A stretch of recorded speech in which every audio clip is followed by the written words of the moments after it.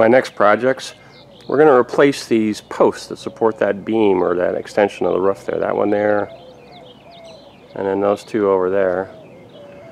And then we're going to jackhammer out that section of concrete that's by the door there, by that front window, and replace with a new concrete part that goes farther out for a patio. And then this driveway, it tapers as it approaches the sidewalk. So we're going to add a section of concrete on both sides to make the driveway a uniform width. So there's that section of concrete. I'm going to jackhammer that out.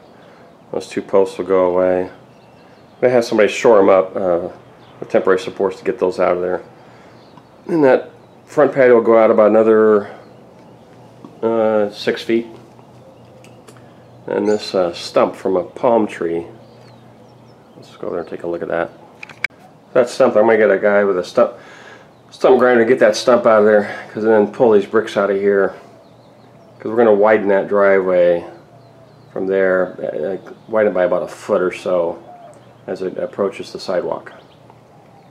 So now I have temporary supports on that beam. And we took out 2 of the 3 metal posts. That one there, this one over here.